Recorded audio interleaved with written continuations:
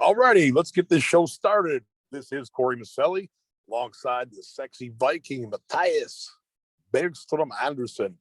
Now, I like to say that because I say it slightly different every time, and I never say it right, but it's a good representation of my brain. It never does the same thing twice exactly. Okay, Matthias, we were talking earlier, a common question. Um, Over the years, I keep getting this question to this day. How do I gain mass? I have a hard time gaining muscle tissue. I have a hard time gaining mass, or whatever. No matter what I do, I just don't gain weight. Well, I'm going to share some personal stories and methods that will absolutely work if you follow them. So the first, the hard gainer, the guy that's trying to gain weight and just won't do it.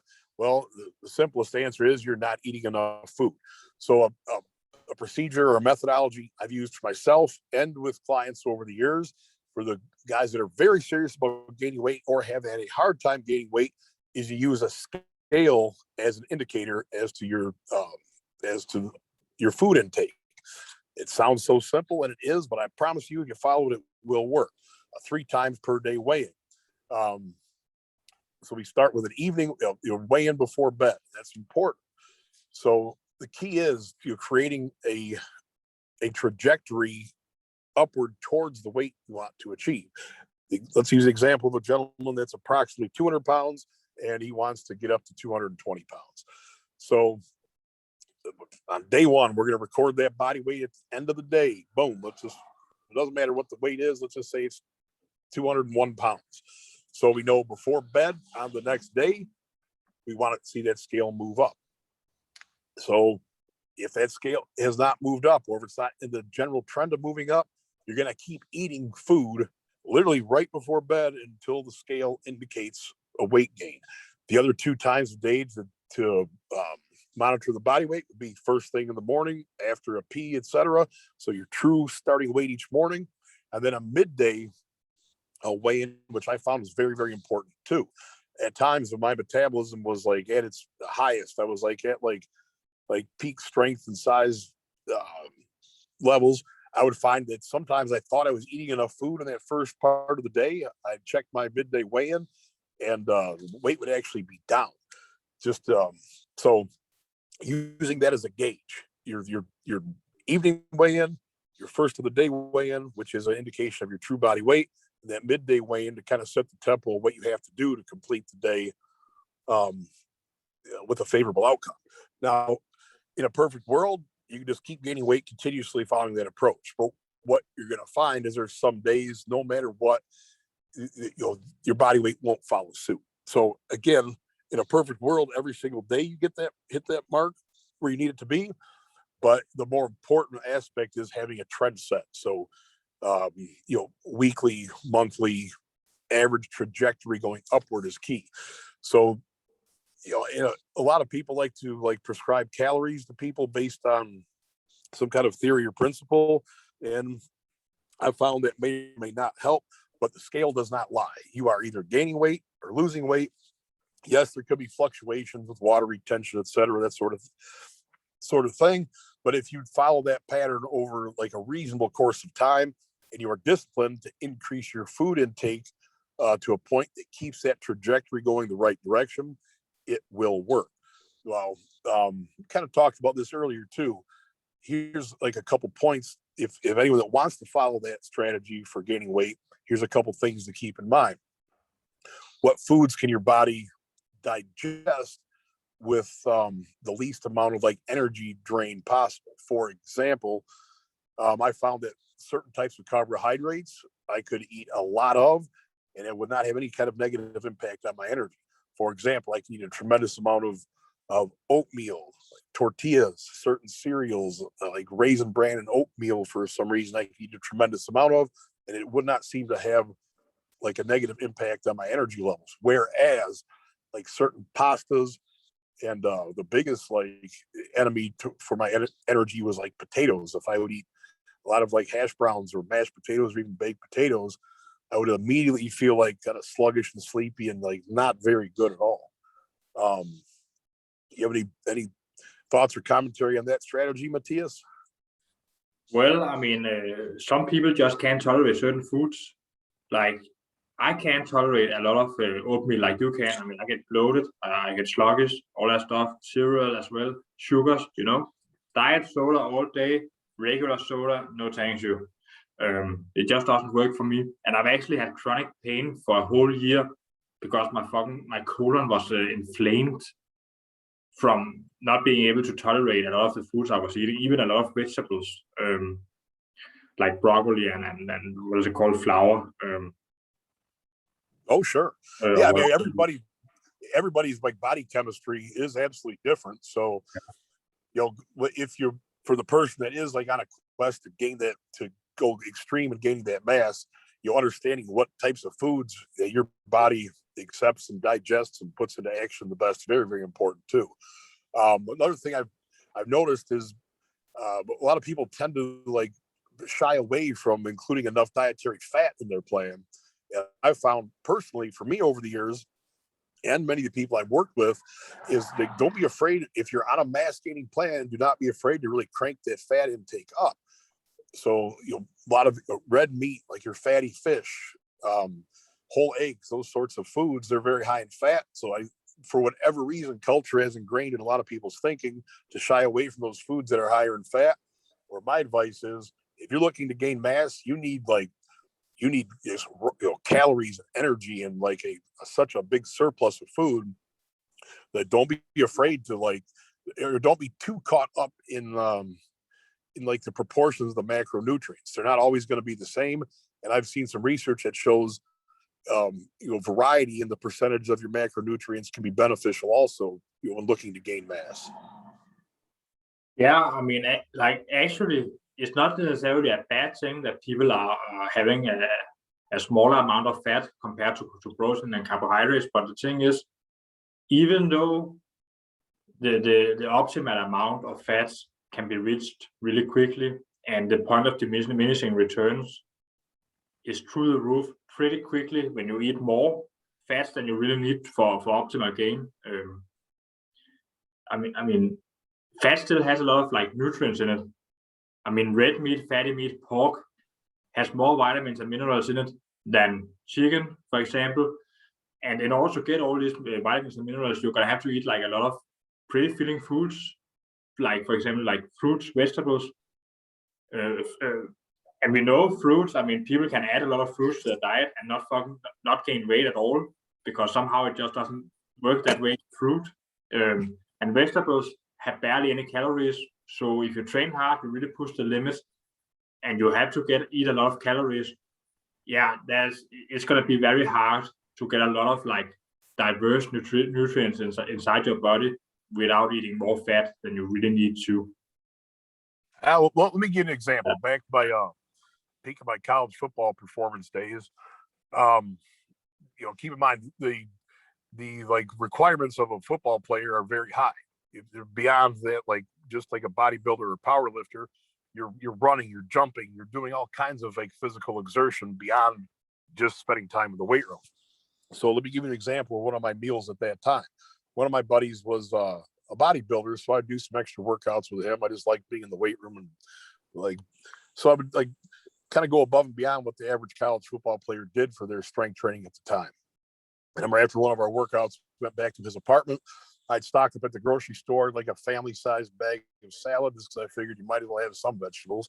And then I had like 20 ounces of ground turkey, picked up a dozen eggs, had a big piece of red meat with it, and I think a couple packs of ramen noodles too, or something like that. It was a gargantuan feast. It was a massive feast.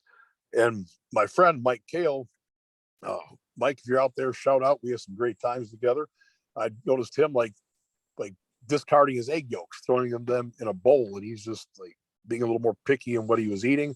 I was like, you are not throwing those egg yolks away. Give me that. Boom. So like ultimately the meal I ate was like a big piece of steak, 20 ounces of ground turkey, a full size bowl of like family salad, some ramen noodles, and a whole jar of salsa dumped into like the turkey I was cooking. Um, with 12 eggs with the addition of 6 egg yolks. Now, I don't know exactly what the calories of that meal are. I can tell you it was like very, very high. And remember, your body is very adaptive in nature.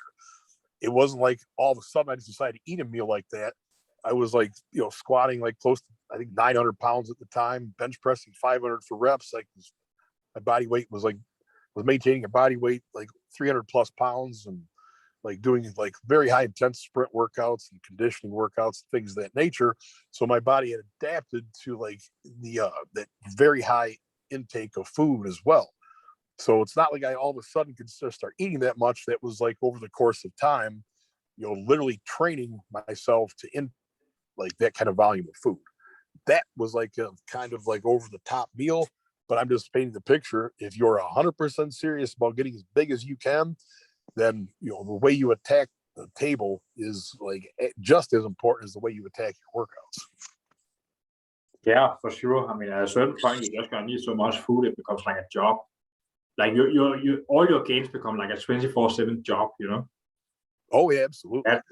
That's where a lot of people fall short, especially weighing yourself 3 times a day. I mean, is that like your way of not having to count the calories all the time, like an easier way to stick to the plan? Well, I would say not necessarily just easier, but way more effective.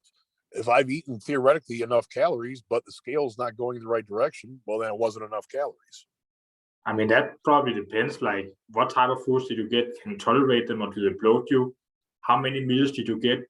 Were one of them bigger or smaller than usual? So were you more bloated, less bloated, stuff like that? Well, that's kind of a separate subject because there's certain ways of managing that. I guess I'll add this to the. Let me add this element. Personally, for me, I found that although I was eating that much food consistently, I had a very hard time training hard with a lot of food in my gut. But I learned that lesson like at a younger age, more as a football athlete. So let me just add, like again, for me, like physical performance was very important also, not just gaining brutal size. So I would find, again, understanding your own body, I would find that eating very light amounts prior to like intense exercise was very important. Going back to my football days, I just talked to you about that, like that Viking feast I just described. But like before a game or before practice, I found if I had too much food in my gut, that it would negatively impact my ability to perform. So that became kind of a managing criteria over time. Also, is making sure I did not have too much food in my gut leading into like specifically like competitions and games, but practice and hard training days as well. For example, when I was playing football, if we had a game that was like earlier in the day, like noon or 1 o'clock kickoff, the day of the game, I would find myself performing best just eating very, very light, like some oatmeal, a little bit of mixed fruit, something like that. Nothing, maybe a very small egg omelet or something, not much food at all. I found that like my body performed much, much better with no food in my stomach and plenty of food loaded into my body, as opposed to some athletes that can perform very well, shortly after a meal. Um, Give you an example. There's the old school power lifter named Bill Nichols. I was fortunate enough to train with him. His heyday of his peak powerlifting days were like in the 80s and early 90s. And he was just like an incredible competitor. I saw the dude squat like 1,145 pounds in training. Bear this in mind, Bill and his metabolism, for whatever reason, was quite different. He would, on his heavy training days or before meets, he would literally go load up on like a giant steak and eggs breakfast, potatoes, all this other stuff, and bang, go straight to the gym, take a dump, put his equipment on, and start training right away. And he performed very, very well shortly after a big meal. Another athlete, good friend of mine named Tom Kraus, who's well known in the weightlifting, Olympic weightlifting community, for whatever reason, had a very similar metabolic type to Bill Nichols. Like literally right before we were doing a meet back in like mid 90s. This was before I was really serious about powerlifting, but we just decided to do a meet just for something to do. So I remember we went out for breakfast the day of the meet. I ordered my typical little bowl of oatmeal, a little fruit cup, whatever the case is. Tom, steak and eggs, pancakes, extra syrup, loads up, eats one of those giant meals. Like literally an hour before, immediately before we go to the meet, he performed quite well. He was a 220 class lifter, and as a junior, I think we were like 23 years old at the time, something like that. he squatted like 750 pounds, had a very good bench press, and like deadlifted like around 700 pounds that day also. And that was performed, on a full stomach with like food that would definitely slow me down. So my point is understanding how your own body like manages that food intake is very, very important also. Yeah, you definitely got to go through some trial and tribulation in order to learn what works for you. I mean, some guideline is like, having an hour or two before you eat between your pre-workout meal and your workout, and a small to moderate size meal instead of that very big one, and also not eat too close to bedtime. Now some people I disagree with that. I thought very best eating right before bed. I'm yeah, telling you, I take my last bite of food, boom, right to bed after that. yeah, and that's what I was about to say. Some people can eat like right up before bedtime and really fill up and just sleep like an angel or like a baby. But a lot of people are the exact opposite. Some people need like 2 or 3 hours of digestion time before going to bed. And right. Only one way to find out: you eat something, go to bed, you're like, fuck, I can't sleep because my stomach is working. Then Yeah, I think you'll find this interesting too. As I think it was like my sophomore year of high school, I really wanted to put the hammer down of like getting in the best position I could be in to be like earn a college football scholarship and that sort of thing. And so I went to the sports authority, I think was the name of the place, or Sport Mart or something, saved up my money, bought some freaking fancy chewable Joe Weider amino tablets and dynamic muscle builder protein powder, which tasted like pulverized cardboard. Had this maybe a couple little trinkets that I thought would help. And my stepdad at the time, saw me come home and it had these bottles and pills and all this powder. And the guy didn't have any like real background in bodybuilding or powerlifting or things of that nature, but he did have a friend that he served in the military with that was a pretty, ended up being a pretty jacked bodybuilder. The guy. So anyway, he like looked at me and he said, those pills and powders, they may look fancy, but let me tell you about my friend Jack. He was always nervous about losing muscle when he was in the Army. So the guy just became an eating machine. He would eat as much food as 4 of us combined. And the guy was like big and strong and lean. He could do more one-handed push-ups than any of us could do with 2 hands. So basically he kind of gave me the thought that you have to like really focus on high quality food intake as like your main source. So for some reason, on a random occasion, I actually listened to what he had to say and just started like cranking up like the food intake, and it worked really, really well. And I would even I got to the point where I would like make this like food, like I'd use my dynamic muscle builder protein powder as a base because I already spent the money on it, but I would mix a tremendous amount of real food with it, like malto meal, bananas, peanut butter, anything that I could like pack into the blender and grind up. I would make that shake before bed, set my alarm for 3 a.m. and at 3 a.m. I'd wake up and like bury that shake. And when I'm looking back on it, when I was doing that really led to a lot of really like significant like muscle growth. Because I mean, like a bunch of people in the school would like accuse me of being on steroids and this and that, which I certainly would have taken had I had access to them. I just didn't. I was just working with the tools that I had. So I know that that was the first like evidence to me how important this cranking up your like food intake is relative to gaining muscle tissue. I know it sounds very fundamental and sounds very basic, but a lot of answers to life, boil down to like really hitting the fundamentals hard. And the laws of thermodynamics tells us, matter can be neither created nor destroyed, only transferred. If you're going to gain that muscle tissue, it's got to come from somewhere. And like that raw food becomes like the main source of your body's ability to manufacture new muscle. A lot of other factors at play, but the bottom line is you have to have enough real food coming into your body for your body to be able to acquire new tissue. Yeah, definitely. I got. I'll give you another example. There's a young man I worked with named Joey Glore. Some of you guys may know of him or heard of him. He ended up being like one of the like most popular celebrity trainers in the world. He was on an MTV show called I Used to Be Fat, and he was a pretty. If you want to, anyone out there, go Google Joey Glor, JoeyGloor. I used to be fat. His episodes on MTV were freaking incredible, man. He helped these high school kids like turn their lives around. Like a couple of his like clients for the show literally lost 100 pounds in 100 days, and the shows are super entertaining. But anyway, but like I helped Joey with some nutrition principles as a young aspiring bodybuilder. Gave him kind of that same insight as to like, if you want to achieve these goals, Joey. And he was a young, scrawny kid. I think he was only like maybe 95 pounds or something like that as a freshman in high school. And ended up being like a jack 240-pound bodybuilder, literally on the like featured Muscle and Fitness magazine, Muscle Mag International.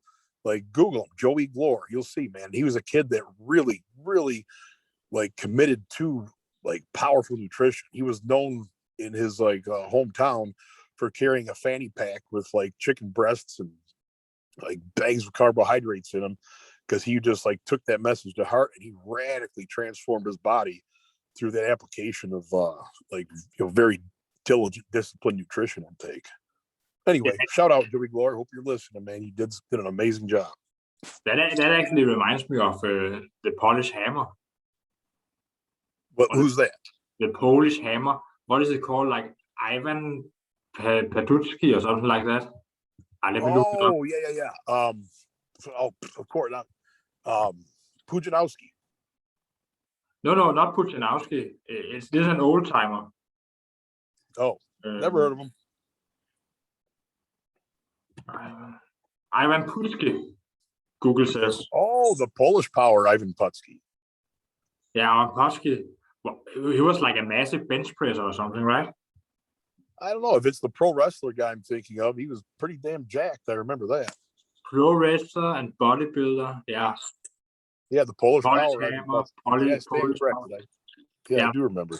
What I remember from reading about him is like his training was a lot of the time just walking into the gym and looking around what are people training. Okay, let me see if there's someone I can kind of compete against and go and do the same exercise and beat him on it while eating a shitload of eggs during the whole thing. That's pretty cool. He would just bring eggs to the gym and just eat like dozens of them while training. Well, whatever he did, it worked, man. If anyone that doesn't know who the Polish power Ivan Putski is, I just didn't understand. I didn't recognize the name right away when you said it. Yeah, the guy was a phenom, man. He looked. I remember some of his pro wrestling days. He looked kind of like on par with the pro bodybuilders of the era. Yeah, well, I think he bench pressed like 500 pounds, maybe. Wouldn't surprise me at all. I don't remember, but I mean, like reading about him, I just remembered his name after all these years, even though I only just read one article about him like 2 times maybe, and just like, yeah, just go into the gym, no plan of attack, just see what are people doing, what do I feel like doing. Okay, let me compete against this guy. And sometimes the people who he was joining would like, without even talking to him about what he was doing, just kind of catch on to it and kind of increase the weight to try and beat him. And sometimes it would become crazy, like max out the machine and just add a ton of weight plates to it, really go crazy. Yeah, that's pretty cool. I didn't know that about him. Yeah. So also pretty cool that a person can like gain so much muscle and strength without really having a plan, Well, it sounds like his plan of attack was, let's go attack something. Yeah, I'm sure there was also like some type of flow to it, like what muscle is fresh, what did I train the last few days, am I ready to go heavy on this, blah blah blah, but basically a lot of intuition and an unhealthy amount of ego, but somehow it ended up very healthy, I guess. Well, yeah, like for example, Joey, the kid that was the trainer on MTV, like everybody said it was impossible for a kid to lose 100 pounds in 100 days in a healthy manner. Well, he proved them wrong. So granted, they were like training.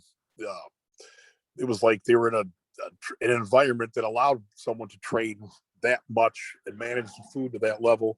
But the body can achieve incredible things, man, when kind of you think without limits, yet still apply things in a sensible format. So just because no one's heard of the method before doesn't mean it won't work. Again, I'm encouraging anyone listening right now, Go look at some of those old episodes that Joey had on MTV. I Used to Be Fat, Joey Glore. It aired on MTV. It was pretty cool era of his life. Yeah, that sounds more than just extreme. I mean, losing 100 pounds. This is a guy you know who was on MTV, you say? Yes, he was like there was maybe 15 years ago or something like that. There was a series on MTV. It was kind of like based on what the whole Biggest Loser concept was, but it was like a little bit different. It was just each episode featured like one trainer or one client, and it showed what kind of progress they could make in like the 100-day period of time or something like that. It was one of the top shows at the time on MTV, so it's easy to find if anyone wants to go Google it. Well, I mean, I think you should be on MTV because I mean, so many things you're telling me, like stories about people you know and things you've tried. Sometimes I just sit there and listen. I'm thinking to myself, it's like your life is a fucking movie, to be honest. Well, Like, it says the Corey Miceli show. I look at more the Corey Miceli show. The Corey Miceli show is 24 hours, 7 days a week. We're just hearing small glimpses of it right now. Yeah, but, yeah. The physical world is manifesting slowly or some shit like that. Something like that, man. Yeah, I mean, yeah, I'll share with the viewers some of the stories I've shared with you because if it can help anyone avoid some of this craziness I've been through, then I think it's worth sharing. And a lot of the stuff I've shared with you, I really haven't shared with other people, but a lot of crazy behavior that I think that's some of the stories you're referring to anyway, like involved with like a lot of like self-destructive type, just a self-destructive mindset that I really didn't realize I had over the years, that I'm just now realizing had a major impact in my life. So where do I even start on that? I guess let's talk about I earned my starting position as a Division I football player. Literally earned how did I reward myself or prepare myself for my first college football start? It was a home game, like Friday wrapped up. We were done with our team meetings, done with team dinner, did all our stuff. The logical or wise thing to do would be go home, maybe have a snack, watch a movie, go to bed, and be ready for your game. What does the Corey Miceli show do?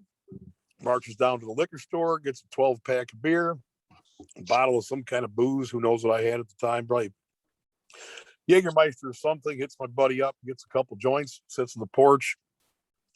I don't know if it was just the anxiety of starting or there's no logical answer to why I would behave like that. But instead of like getting a good night rest, I sit on the porch, smash a 12-pack of beer, hammer down some booze, smoke some joints. In the midst of it, my friend Johnny Vakos comes home, sees a bunch of empty beer cans sitting next to me. He's like, Cooter, what? Everybody called me Cooter back in the day. He's like, what in the hell are you doing? You're starting tomorrow. I was like, you get ready for the game your way, Johnny. I'll get ready for it my way. But, I think I started a pattern of like reckless behavior very early in life. And like something, I remember you had mentioned something to me, like the first years of your life kind of set the foundation of your like self-image or something like that. Do you remember telling me that, Matthias? Yeah, I mean, the first 7 or 8 years of life is when your self-esteem is being founded or laid as a foundation for the rest of your life. Gotcha. So I mean, yeah, like your parents are most likely the ones you spend the most time with, so they are the most responsible for how you turn out in life. Obviously, as you grow older, you have some autonomy. You can make your own decisions and turn things around. But the worse off you were in the beginning, the much harder it's going to be later in life when you made a decision to improve yourself and get past it. Oh yeah, man. I think I shared with you before. Was looking at like symptoms of like PTSD or whatever. There's like 15 indications of you probably have PTSD. And I think I check marked every single one of them, man. So yeah, but again, I like eventually you got to be responsible for your own actions, and at the end of the day, you don't get bonus points for having a reason for your bad behavior. You're just judged on whatever your behavior is. Yeah, I think I remember you kind of asked me about some like childhood experiences I had, and I think what kind of set the pattern of like some of this like reckless behavior of mine was like the what's the word I'm looking for? Kind of the erratic path I had like those first few years of life. I don't really remember sleeping in the same bed more than maybe a couple months in a row, and like bouncing back and forth and between like sometimes mom, sometimes dad, sometimes other people, grandparents, etc. Like I look back at the most fond memories of those times is the times I was with my father.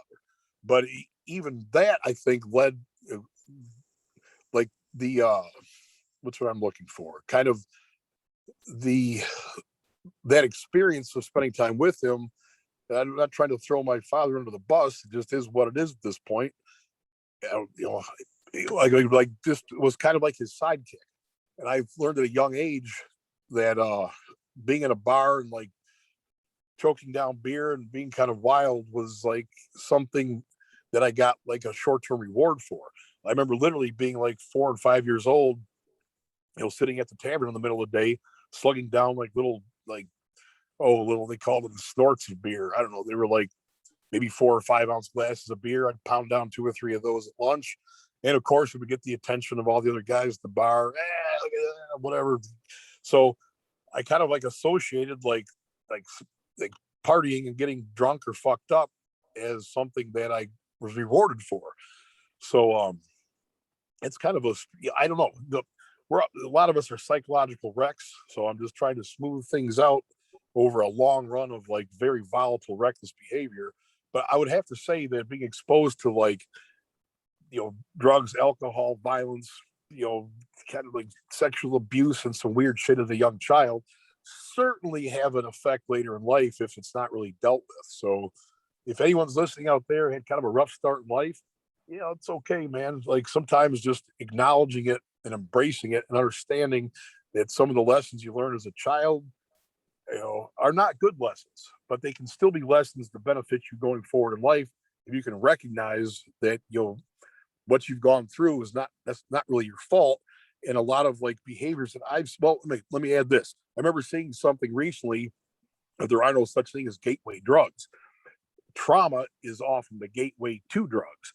And, that could be a whole nother episode, but I really think that's true. I remember hearing you talk about, you had a friend or something, for example, one person might try this drug and like say, what the hell is your problem? Why are you doing it? The other person may try the drug and immediately become addicted and hooked and go down like a horrible freaking, path of addiction. The drug is the same drug, but the way the person manages it, accepts it, and decides what to do with it is radically different. And I really think if you look at a lot of reckless behavior, addictive behavior, and things of that nature can be like traced back to trauma, which I truly believe oftentimes trauma can create some underlying self-hatred or perhaps even blatant self-hatred. Any thoughts on that, Matthias? Yeah, I mean, I think if someone who's listening right now has ever gone on social media and made a joke, I hate myself, haha, lol, you should probably stop doing like 90% of all things you're doing in your day-to-day life, mostly focusing on like whichever thoughts you are having, whichever things you are saying, thinking to yourself, choosing to do, because you're Right. pretty much like out there. I mean, you need to turn things around and get better. If you hate yourself, it's because, I mean, you have low self-esteem, you have a lot of things going against you, and a very, very bad ability to do the right things to get better, because you're supposed to love yourself. I mean, Oh yeah, your absolutely, man. It's like your decision making is basically like controlled by I don't know, like self-sabotage tendencies inside your mind. I mean, oh yeah. Looking back, I've had people like ask me, "Have you ever been suicidal?" And I look back and like I can say there's really never a moment where I like wanted to take a gun and like blow my brains out. But looking at much of the behavior that I engaged in, it was kind of like long term like Russian roulette. I mean, my God, like some of the things I've done, I look back on, it may not have been intentionally suicidal behavior, but it was certainly we call it like maybe subliminal suicidal behavior or something, man. I don't know. It's so a lot of those stories you're talking about seem like I was part of a movie. Man, you're not even kidding. I could share like other ones with you too, man. I remember my senior year in college playing football. My coach at the time like pulled me to the side. I'd kind of, shit, my life's been so up and down like so many times. Going into my senior year, I was, I was a pro prospect going into the season. Like immediately right before our first game, I had a close friend get killed. And that kind of threw me off track. And took a few games to kind of get my groove back. My coach kind of pulled me to the side. He said, "Hey man, you're getting your shit back together." He said, "A couple of these scouts were at practice today. They said they love what they saw. You keep this up. And Corey, I think you're going to have a phenomenal chance of playing on Sundays." And looking back on it, like I did feel charged up and encouraged and felt like confident from that conversation.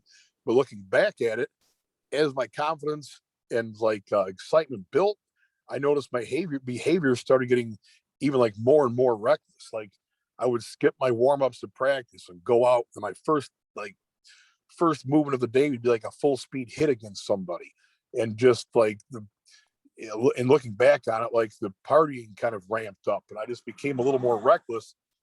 And I can only say that some weird deep underlying self hate crap was just intentionally putting these obstacles in front of me, to make that dream like harder and harder to achieve with no one's input but myself. Like I remember my stepfather used to like every now and then to shake his head. He's like, "Hey, you're your own worst enemy."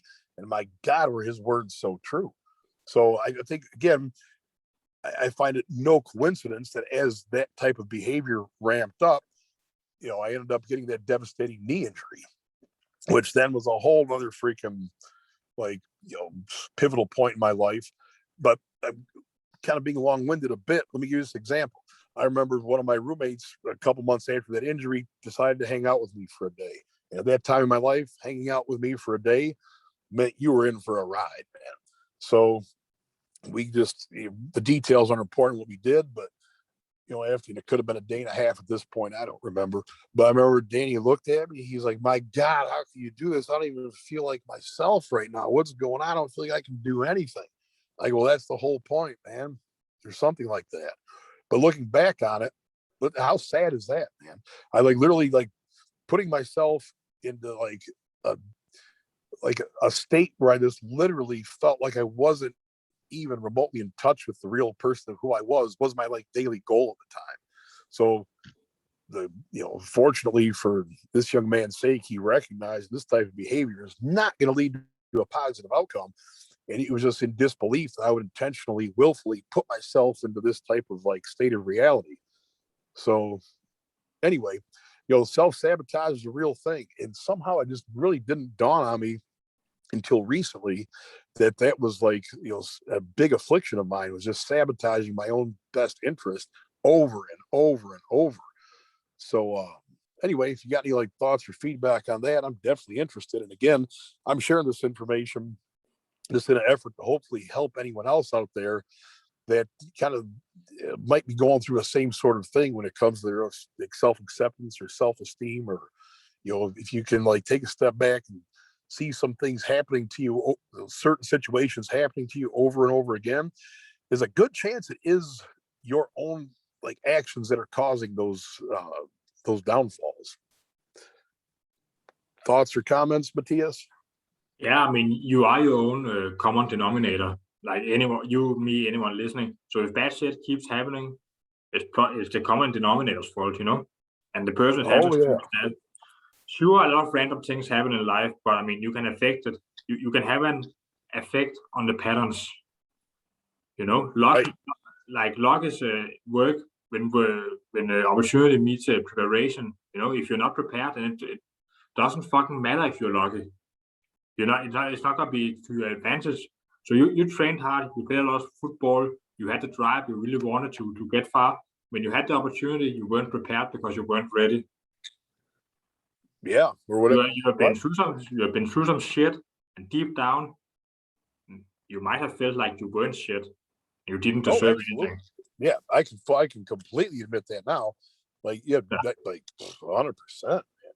So I mean, that may have been the only reason. I mean, maybe if you have somehow learned to improve your self-esteem, play catch up with that, and get to a place where you really feel that you are deserving of more than other people or whatever it was exactly. All right. Maybe I remember. you had that knee injury. Say it again, Matthias. I mean, if you get to that place where you felt deep inside, I deserve to take it to the next level and not fuck it up, not get drunk before a big game, all that stuff, maybe you wouldn't have had a knee injury. I think there's some truth to what you're saying. I remember I had a discussion with a close friend of mine, within the last year and a half or something. And she mentioned something about like there's like the feeling of like, let's say you're in preschool and you spend some time building a real cool like block house or something like that. And some kid walks over and bang, just kicks down the freaking little block castle you just made. And that, like, in reflection, I was both of those kids. I was the kid building up the castle, and I was also the kid coming over and freaking, kicking the castle down and destroying it just to prove I could. So, yeah, we weave some strange webs sometimes, man. I'm going to talk about a much more positive story. A friend of mine named Ray McElroy, who, interestingly enough, during like when I started my football career at Eastern Illinois University, he was my roommate during like the preseason camp. And if you don't know what preseason football camp is like, it's a bitch, man. You're practicing multiple times a day, sprinting, going to meetings. Like, it's a very, very grueling period of time. And I think at the time it was maybe like a 3.5 week period, and time kind of stops. Man, it's a gut check. It's not for everybody. And so each day, let's say your day starts like 6:30 a.m. or 7 a.m. or something like that. You're all, staying in the same dormitory. One of the younger coaches' job is to come and bang everybody's door, kick everybody out of bed, get moving, get the day started. I would notice that Ray, my roommate, was always gone when the door would get pounded on. So I'm like, Ray, what the heck you doing? A little background on Ray. He did not get a college scholarship. His senior year of high school, he was on I believe, the worst high school team in the state. They like zipped it. They went like 0-9. As he was not like a very like, what's what I'm looking for. His physical stature as a younger athlete was like nothing that remarkable. I remember him telling me he was not even 100 pounds as a freshman in high school. And but he always told his dad, he's like, Dad, I want to play in the NFL. His dad was like, okay, Ray, well then, keep reminding yourself that at all times and do what it takes to get there. So, Ray had that like very positive, solid like figure in his life that at a young age just like planted that seed of confidence in him and gave him the right type of support. And so anyway, I go, Ray, what the heck are you doing, man? Why are you like gone every morning? He's like, oh, Coot. He's like, I like going through my drills. So I like before breakfast, kind of gets my appetite up, and I just feel a lot better like for the rest of the day. Now keep in mind, if you know what college football training camp is like, you don't even feel like crawling out of bed. Yet Ray's jumping out of bed like 45 minutes before the required time, going through his drills, getting his mind right for the day, getting a jump start on things. And lo and behold, Ray ended up having a phenomenal NFL career. I think he like played 6 or 7 years, was I don't know if he ever made all pro or anything like that, but he was a bona fide, like solid starting player in the NFL. And, what a polar opposites roommates could have been. You got, Ray McElroy, a kid who I don't think a glass of alcohol has ever parsed his lips. And you got me, the other side of the spectrum. But I'm proud of Ray. And I think his story is pretty awesome. Now that I'm talking, I think I'd love to have him on as a guest, share some of his stories and, what he's gone, what he went through to actually achieve that monumental goal. And I think a lot of people will be uplifted and encouraged what he has to say. So anyway, there's a positive story for the day for you, Matthias. Yeah, definitely. And what I can resonate with, I mean, my alarm is set at 6 a.m. every morning, even though I don't have to. Just get up and at least do something, Right. Introspect, rehab work, cook some meals, get some breakfast, all that stuff. I just, be productive. Yeah, absolutely, brother. Yeah. Well, there's another story I think you wanted me to expand on at some point in time, and it was about rescuing a German Shepherd. As I got like a couple dog stories I'm going to tell you. Okay, The just keep in first mind one, we have maybe like 10 minutes left, just so you have some sense of it, Okay, sounds good. Appreciate that. Yeah. Um, okay, so I believe I was in fifth grade at the time, and I was a big pro wrestling fan. And I don't know if anybody out there remembers Hillbilly Jim, but the one of the gentlemen that lived behind us, he looked so much like Hillbilly Jim. My little sister called him Hillbilly Jim. Oh, no shirt, overalls, big beard, barrel chested, probably about maybe I don't know 6'3", 270 pound old country boy. And this son of a gun looked like Hillbilly Jim to the T. But anyway, they had an old dog they used to keep chained up or not chained up at times, depending on the day, in the backyard. And we had those old school chain link fences in the neighborhood. So, like, if I could cut through my backyard neighbor's yard, I could get to where I wanted to go a lot faster, whether it was heading over to like where the school playground was or just cutting back to a friend's house or something. So I would like do something to like maybe throw something in the far corner of the yard to get the dog's attention. When the dog was in the right position, I'd jump the fence, boom, make my beeline to the opposite corner. Every single time the dog would like snarl, bark, and chase me. And I kind of got addicted to the rush of like doing it. So even if I really didn't have to go that way, a lot of times I'd do it just for the thrill of like beating the dog to the fence and jumping the fence. So anyway, there was like I think a half day of school or something like that where I came home and no one else was home, looked in the backyard, and that dog had himself with his collar, had himself caught at the top of the chain link fence. The dog is struggling. He's like hanging from his neck. His front paws are like way off the ground, and he's like, you see him pushing with his back legs, just trying to like ease the tension off his neck. So, I kind of had I enjoyed this dog, even though I was pretty freaking scared of it. So I remember literally walking up to the dog and having a conversation with him. I was like, look, I'm going to take you off this fence because it makes me sad to see you in this situation, but you better not bite me because, the dog, this was an untrained, like full grown male German Shepherd that did his own thing. He was not like, if any of you guys know about dogs, German Shepherds are incredibly smart. They typically require a great deal of training because they are so like probably the most intelligent dog breed out there, or at least one of them. But this dog was untrained. He just did his own thing. He didn't like sit, come, fetch, nothing. He just did whatever he wanted all the time. So I mustered up the courage, like position myself on the fence, kind of deadlift him off the fence. And I was getting ready to like get the heck out of there right away. But I could tell the dog's demeanor changed. And like it created an instant bond with the dog. So I just like jumped the fence and like rolled around and played with the dog, and he became my like instant like best friend. So that was kind of a highlight of like my fifth grade year is befriending this crazy old German Shepherd that lived behind me. It was pretty good experience. Yeah, that's nice. Yeah, but yeah, definitely. But it was cool, man. It was like just seeing this like animals like whole demeanor and temperament change like boom on a dime like that. It was pretty cool. Um, Another dog story I had, we kind of I touched on it earlier with you, but the audience certainly hasn't heard it. I believe I was in like second grade at the time, and I lived in like a small town in North Carolina that was like where the neighborhood that I lived like backed up to like a very rural area. There was like a woods with like trails and creeks and things like that. And this was like the 70s in North Carolina. I don't know if it's still like this today, but at the time there were like wild packs of dogs that like roamed, and they'd like hunt, they'd kill deer. There was not like you did not want to get caught by one of these wild dog packs. Let's put it that way. And my buddies and I, who both happened to be a bit older than me, were playing in this creek bed. And if you can imagine, the banks of this creek bed were very, very steep. Like maybe some spots maybe as high as like 8 or 10 feet, and some spots a little lower, like 4 or 5 feet. But it was a bit of a chore to get in and out of the creek.